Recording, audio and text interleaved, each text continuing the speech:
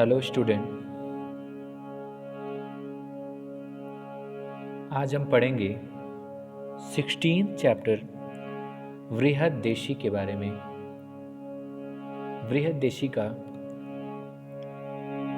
क्या अर्थ है, क्या होता है बृहददेशी, इसके बारे में आज हम जानेंगे। बृहददेशी संगीत से संबंधित संस्कृत ग्रंथ है। इसके रचयिता मतंग मुनि है। 6वीं शताब्दी 5वीं शताब्दी के आसपास मृतंग मुनि द्वारा रचित महत्वपूर्ण ग्रंथ बृहददेशी से पता चलता है कि उस समय तक लोग रागों के बारे में जानने लगे थे। लोगों द्वारा गाए बजाए जाने वाले रागों को मतंग मुनि ने देसी राग कहा और देसी रागों के नियमों को समझने हेतु बृहददेशी ग्रंथ की रचना की।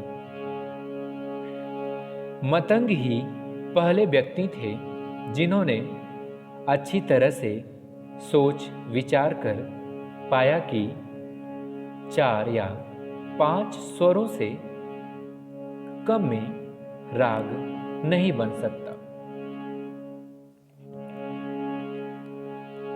मतंग मुनि का यह कथन कि जाति गायन, गीति गायन अथवा राग गायन को नाट्य के विभिन्न अंकों में अनेक विध प्रयुक्त करना चाहिए,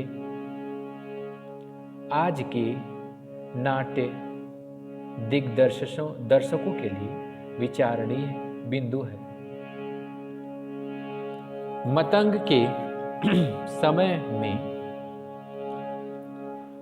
प्रचलित प्रबंधों में संस्कृत के अलावा तत्कालीन अन्य भाषाओं में गेय रचनाओं का वर्गीकरण तत्कालीन संगीतज्ञों की लोकाभिमुख दृष्टि का परिचायक है।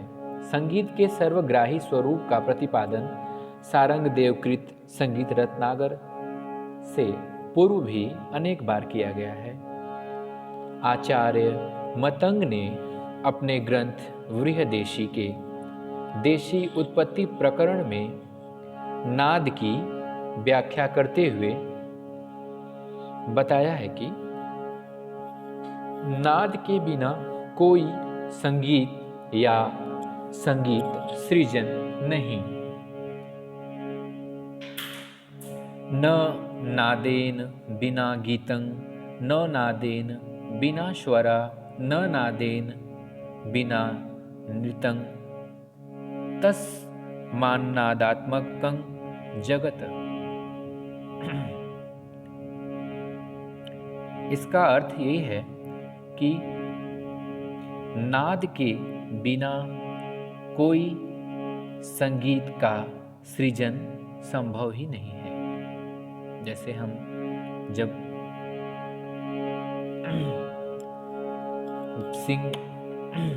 गाते हैं तो जो उसमें से नाद जो उत्पन्न होता है उसी के बारे में कहा गया है कि नाद के बिना कोई संगीत या संगीत सृजन संभव ही नहीं है। स्टूडेंट, आज के चैप्टर में बृहददेशी के बारे में हमने जाना। क्वेश्चंस दिए गए हैं। बृहददेशी संगीत ग्रंथ के लेखक कौन थे? हमने ऊपर स्टडी किया अभी। दूसरा, यह कौन सी शताब्दी में लिखा गया था? तीसरा, आचार्य मतंग ने अपने ग्रंथ में नाद को महत्व क्यों दिया है?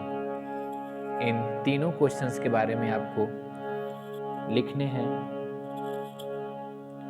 नेक्स्ट वीडियोस में नेक्स्ट चैप्टर के बारे में जानेंगे। थैंक्स।